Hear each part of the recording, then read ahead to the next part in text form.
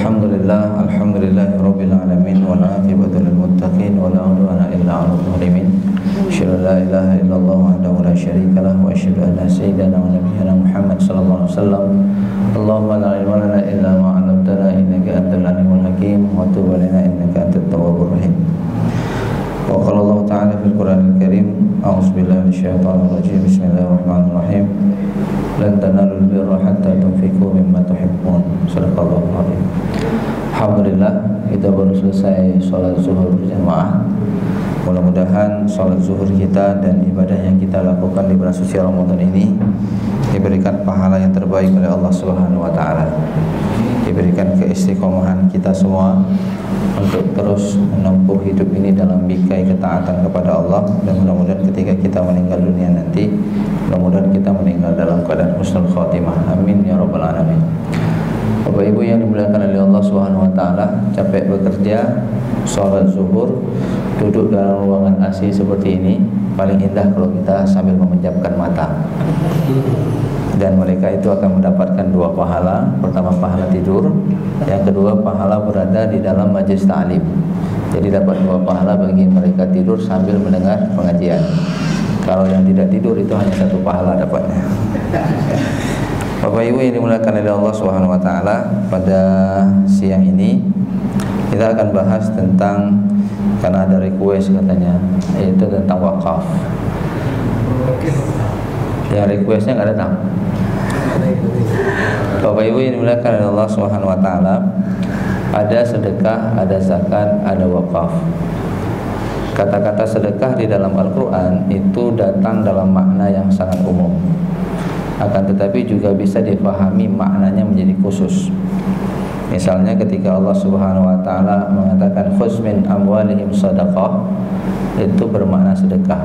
Sedekah itu bermakna zakat. Khudz min, kenapa ada perintah untuk mengambil? Berarti ada satu mekanisme yang diberikan oleh Allah Subhanahu wa taala kepada kaum muslimin untuk mengambil harta yang wajib diambil. Itu kemudian dimaknai menjadi makna zakat. Bapak Ibu yang dimuliakan oleh Allah, tapi kata sedekah itu sendiri itu datang dalam ayat yang lain dalam makna yang umum. Maknanya ada dua, ada yang makna khas, ada yang makna am. Makna khas itulah makna zakat, nanti dijelaskan di dalam surat At-Taubah.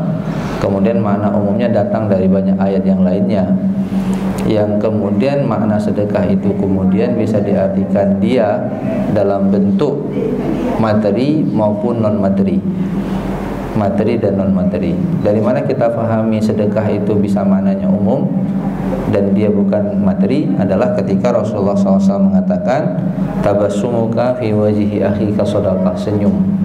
Jadi senyuman itu bisa memberikan makna sedekah. Orang masuk kantor stres, kita senyumin, jadi fresh dia. Ketika THR tidak datang, kita senyumkan, insya Allah. Mudah-mudahan bahagia juga. Memang penghana merumpuk itu merumpuk senyuman. Jadi akan membuat orang itu bahagia. Itu juga bahagian daripada sedekah. Jadi kalau ada fakir miskin datang ke Baitul Mal, kita nggak bisa kasih uang, senyum-senyum aja kita di sini. Ini tanpa pula. Itu maknanya. Tapi kemudian dia juga bermakna infak. Tapi infak di dalam Al-Quran itu kata Allah Subhanahu wa taala lebih kepada materi. Salah satunya adalah lan tanalul birra hatta tunfiqu, maknanya infak, mimma tuhibbun. Lan tanalul birra, Anda belum sampai kepada sebuah pengabdian hatta tunfiqu mimma tuhibbun, sebelum Anda memberikan infak dari harta yang Anda cintai. Nggak bisa difahami sedekah, sedekah yang terbaik yang Anda miliki. Di sini difahami adalah materi. Jadi kalau infak datang di dalam Al-Quran, maknanya kita berikan materi. Apakah materi itu dalam bentuk uang ataupun bukan uang. Nah, Bapak Ibu yang dimuliakan oleh Allah Subhanahu wa taala, nanti kalau kita lihat lagi di dalam surah Al-Baqarah ayat 177. Nah, di sana kemudian ada penjelasan tentang prioritas dalam memberikan sedekah. Laisal birra an tuwallu wujuhakum qibala al-masyriqi wal maghrib walakinnal birra man amana billahi wal yawmil akhir.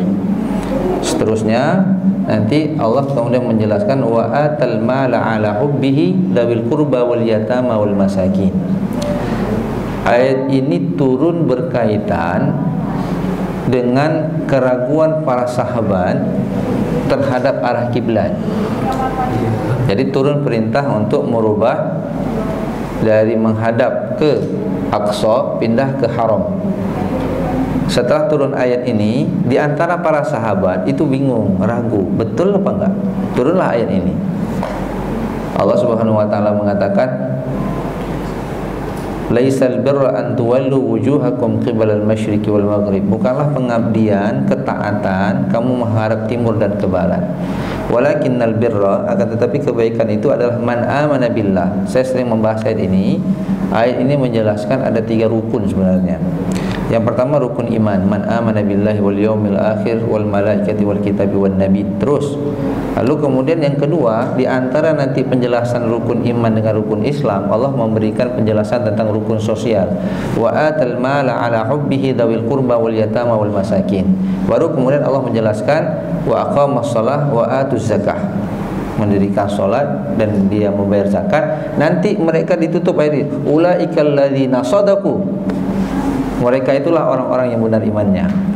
Jadi keimanan kita kepada Allah, kita lakukan rukun Islam, perintah Allah salat, puasa, tapi kita kemudian tidak bersedekah, kita tidak mengeluarkan zakat, maka belum sempurna iman kita. Apa di dalam ayat ini dijelaskan? Wa atal ma'ala ala hubbihi dzawil qurba wal yatama wal masakin. Untuk kasus sedekah, kita memberikan harta terbaik yang kita miliki. Nah, sekarang ini bapak-bapak, ini kan pegiat sedekah semua kan, Baitul Mal kan. Nah, berani nggak bapak sedekahkan jam yang dipakai, HP, mobil? Jangan ayat ini untuk orang di luar sana, di luar Baitul Mal. Untuk orang Baitul Mal mana? Ayat ini juga berlaku gitu. Jadi orang itu baru dikatakan dia mencapai puncak kedekatan sama Allah adalah dia berani memberikan wa'atal mala ala hubbi, harta yang paling ia cintai. Harta yang paling ia cintai. Disinilah letak perbedaan kita Pak, antara satu dengan yang lainnya, tingkat keimanan dan kepercayaan kita kepada Allah. Misalnya Rasulullah katakan, ma naqasat min sadaqatin falyazdat, tidak akan pernah berkurang harta yang disedekahkan. Kita yakin tak? Ini enggak, kita enggak yakin masalahnya. Cuma yakinnya berapa sedekahnya? 2.000. 2.000 uang apa? Uang yang paling jelek yang ada di dalam kantong kita, yang kelemi, yang kalecek. Kita colok dalam itu aja apa dalam kotak amal, enggak masuk dia, karena kalemi. Kalian ikut pakai untuk menyantri sahabatnya, kadang ya pantau celeng kadang.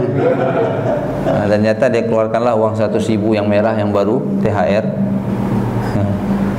Dia putar uangnya kan, ibulit kan kaker dicolok peng 2.000, peng 3.000 kita balik dalam kantong. Dia membantu 2.000 untuk masuk ke dalam celeng. Nah, ada pahalanya, pahala membantu memasukkan. Bahaya Pak. Masalahnya kita tidak percaya. Maka Allah katakan nanti di dalam hadis yang lain, Rasulullah mengatakan, la yuhibbu ahadukum hatta yuhibbu li akhi ma yuhibbu li nafsihi. Kamu belum dikatakan mencintai saudara kamu sebagaimana kemudian kamu memberikan apa yang kamu cintai kepada saudaramu. Kita masalah harta ini nggak berani Pak. Nah, disinilah yang membedakan kemudian tingkat keimanan kita kepada Allah Subhanahu Wa Taala. Apa yang berani kita dedikasikan. Makanya nanti orang munafik ketika meninggal dunia, mereka akan minta kembali. Apa kata mereka? Laula akhartani ila ajalin qarib. Apa yang dilakukan? Ya Allah, kalau boleh tunda, kami nggak usah mati dulu. Apa yang pekerjaan apa yang diimpikan olehnya? La asaddaqa wa akum minas salihin. Aku mau bersedekah. Sedekah Pak. Nah, ya, ini pengantar masuk wakaf, belum masuk wakaf. Ini baru pengantar Pak. Supaya jelas duduk masalahnya. Nah, sedekah kan? Nah, dalam ayat ini Allah menjelaskan tentang prioritas kasih sedekah Pak.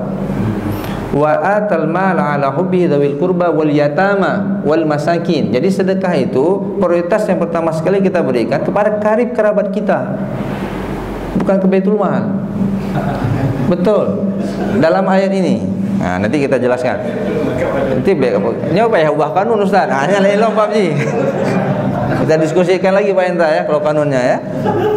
Dalam ayat ini zawil qurba, kenapa zawil qurba? Ada dua. apabila kita berikan sedekah kepada orang miskin, kita dapat 1 pahala. Tapi kalau ke kerabat kita, kita dapat 2 pahala. Pertama, pahala sedekah orang miskin itu sendiri. Yang kedua, pahala silaturahim, menjambung tali persaudaraan. Dan itu dijelaskan di dalam tafsir Ibnu Katsir. Ada hadis dari Rasulullah SAW yang menjelaskan tentang sedekah kepada kaum kerabat. Dapat 2 pahala dia, pahala menyambung silaturahim dan pahala membantu orang tersebut. Nah, beda nanti dengan zakat. Kalau zakat perintahnya khusmin, ambil, berarti ada pengelola. Lalu pengelola, karena dia mengelola harta, ada amil. Maka zakat sejatinya itu tidak dikelola, tidak dibagi sendiri. Kenapa? Karena ada fungsi amil di situ. Tapi kalau infak sedekah bisa saya kelola sendiri. Kenapa? Saya berikan kepada orang terdekat saya. Ya, seperti itu. Nah, kalau zakat karena diambil ada porsi amil. Mereka yang mengambil itu yang mengelola. Kan dia mengelola, maka kemudian dia berhak mendapatkan 1/8 daripada hak amil, daripada asnaf zakat. Tapi kalau sedekah, saya bisa memberikan kepada orang-orang terdekat saya. Qurba ini kemudian bisa ditafsirkan lebih luas sedikit, bukan hanya kepada karib kerabat yang sedarah dengan kita, tapi juga kepada tetangga kita. Hadis Rasulullah mengatakan, "Man kana yu'minu billahi wal yaumil akhir falyukrim jarahu."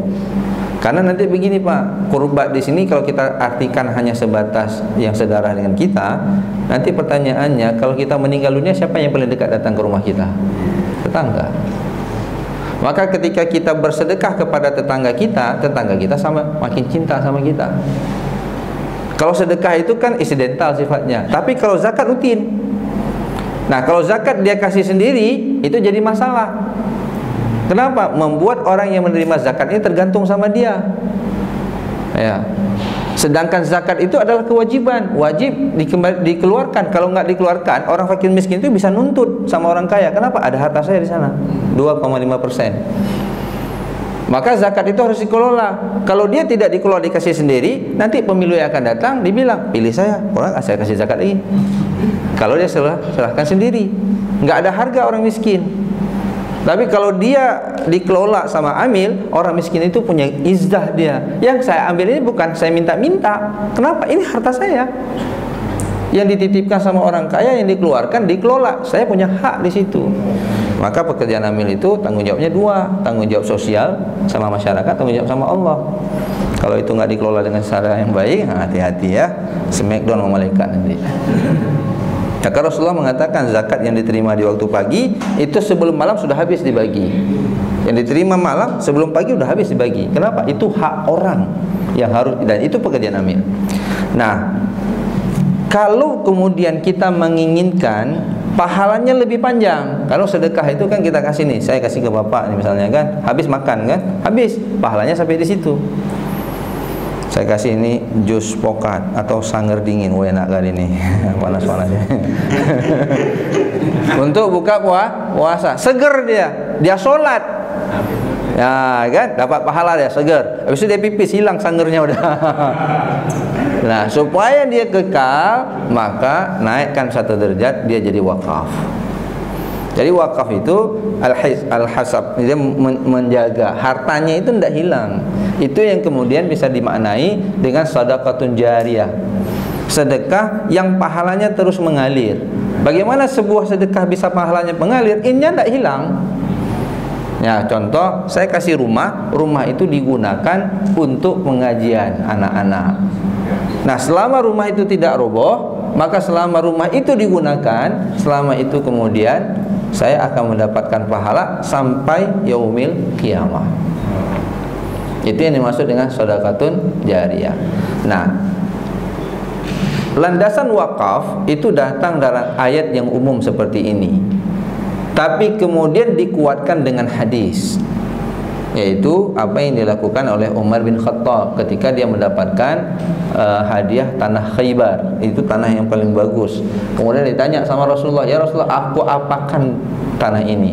Apa kata Rasulullah? "Engkau tahan asetnya, engkau tahan hartanya, engkau sedekahkan hasilnya." Nah, itulah yang dimaksud dengan wakaf. Jadi harta itu kita tahan, mana ini kita tahan? Harta ini tidak boleh diwarisi.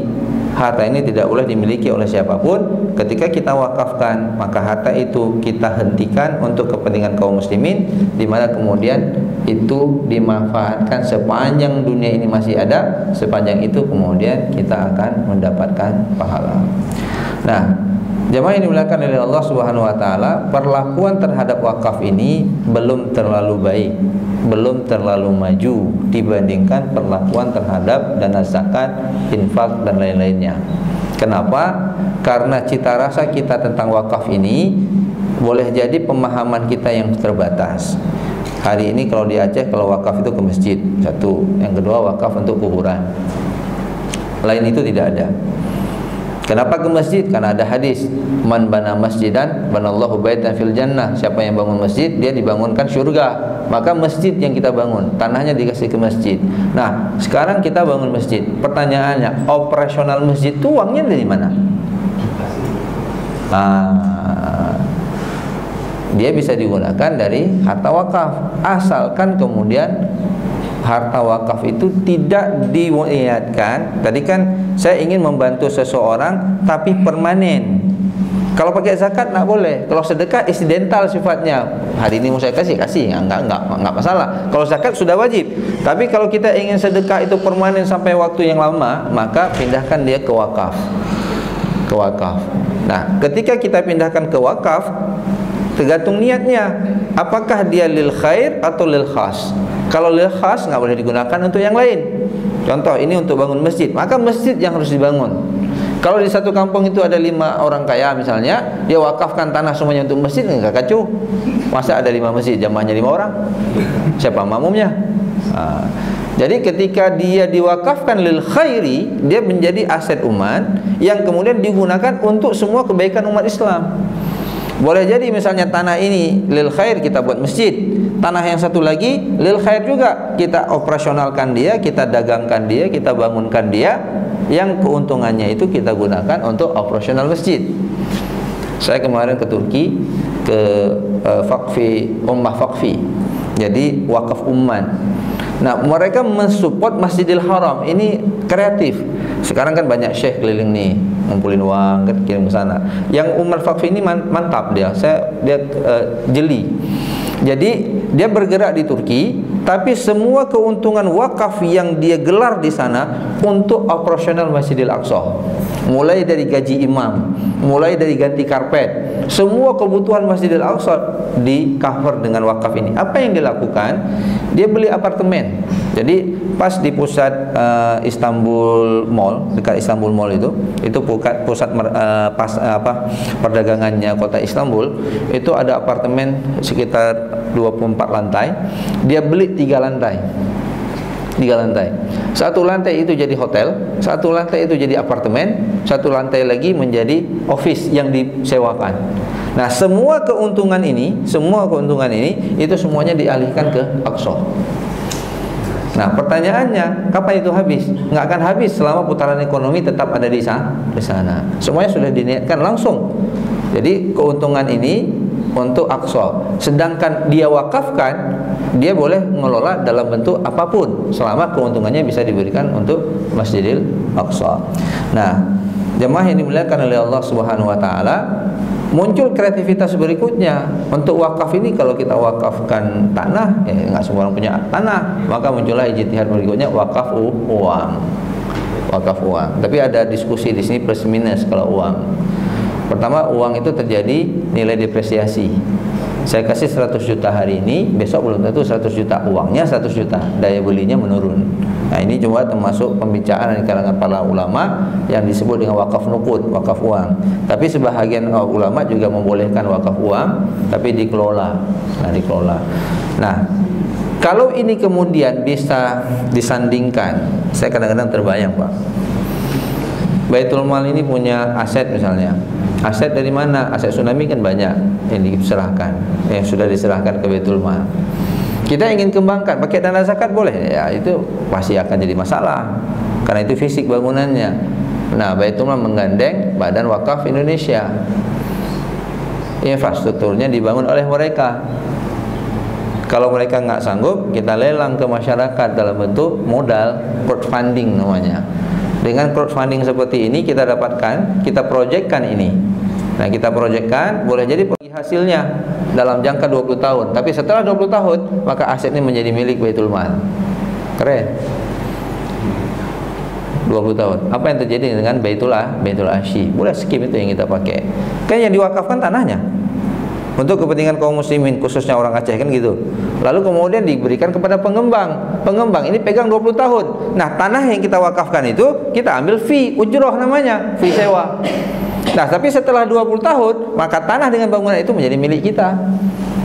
Karena kita nggak punya uang. Nah, kalau itu bisa dikoneksikan antara pemikiran aset yang kita miliki, saya dengar Baitul Mal punya tanah misalnya. Nah, tanah itu diwakafkan, maka cari crowdfunding lainnya. Ya, bisa jadi orang ketiga ataupun langsung dengan Badan Wakaf Indonesia. Kemarin saya ketemu sama seorang komisaris. Komisaris apa namanya? Pokoknya jajaran ketua di Badan Wakaf ada 9 orang juga, 12 atau 9 orang. Nah, mereka bisa mengendos untuk mengucurkan dana pembangunan terhadap aset wakaf yang nanti kemudian dibicarakan pengelolaannya, tapi dalam jangka waktu tertentu, break even point dia, maka itu menjadi milik orang yang mewakafkannya, orang yang punya harta aset wakaf tadi. Misalnya Baitul Mal mengelolanya sebagai nadir, maka nadir itulah yang kemudian mengelola aset itu setelah masa 20 tahun selesai. Tapi tidak boleh kejadian di Banda Aceh juga. Ada satu masjid yang saya bilang nanti ribut. Dia punya tanah, masjid ini ingin bangun, dia jual pula tanahnya. Tapi dijualnya bukan dia jual, kalau dijual kan istibdal, itu jadi masalah. Jadi kalau tanah wakaf itu kalau di istibdal harus jelas ada landasan hukumnya kenapa di istibdal. Dia nggak boleh sama sekali dirubah.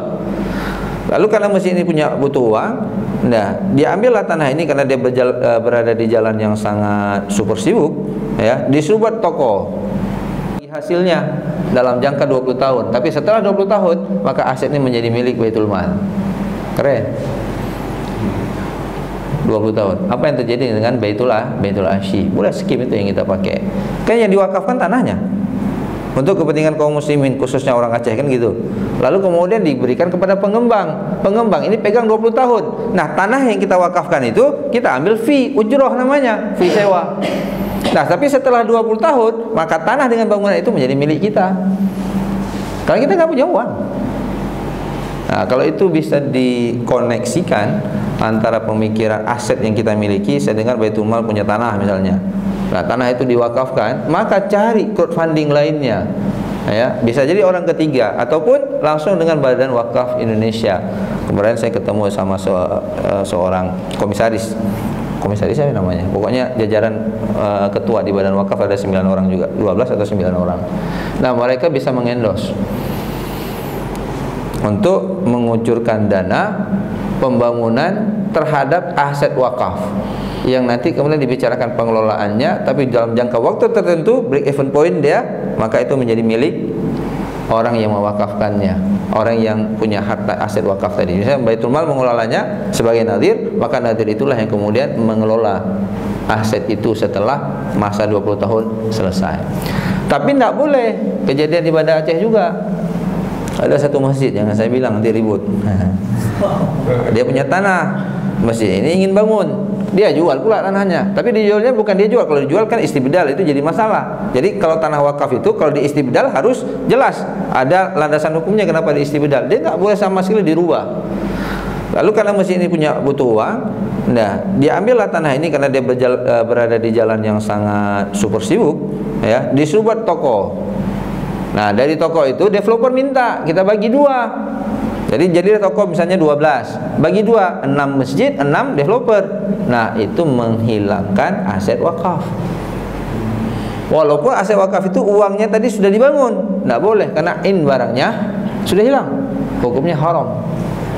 Ini nadirnya tidak amanah. Nah, tapi kalau dia mau buat toko itu disewa, 6 ruko ini punya Anda, ya, Anda boleh sewakan selama 10 tahun.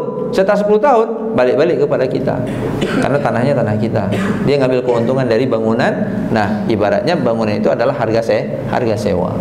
Nah, Bapak Ibu yang dimuliakan oleh Allah Subhanahu wa taala, dalam isu wakaf ini, Ya, yang jadi masalah pertama adalah pemahaman masyarakatnya, dan yang kedua adalah nadirnya yang tidak amanah. Nadir yang tidak amanah, apalagi ketika melihat aset itu menjadi aset yang sangat cantik, aset yang cukup menarik, akhirnya boleh jadi ketika tidak diuruskan suratnya, tanahnya dan sebagainya, maka kemudian akan berpengaruh terhadap keberlangsungan wakaf itu dalam waktu yang lama. Akhir-akhirnya jadi kepemilikan orang tersebut. Nah, jamaah yang dimuliakan oleh Allah Subhanahu wa taala, nanti kalau kita belajar dari sekolah ataupun University Nizamiyah itu di Baghdad ketika Bani Saljuk berkuasa, itu university itu ya disupport oleh dana wakaf khairi, sampai beasiswanya, gaji gurunya, fasilitas gurunya, rumah gurunya, itu semuanya adalah pengelolaan dana wakaf yang dibisniskan, yang keuntungannya kemudian mengcover semua kebutuhan anak didik yang belajar di Nizamiyah sejak dari SD sampai universitas.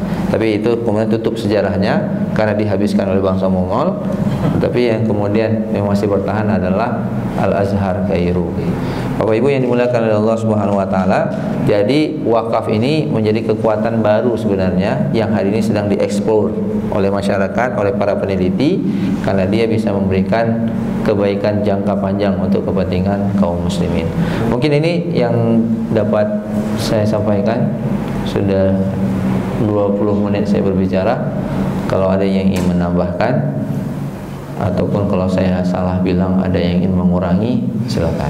Demikian. Assalamualaikum warahmatullahi wabarakatuh.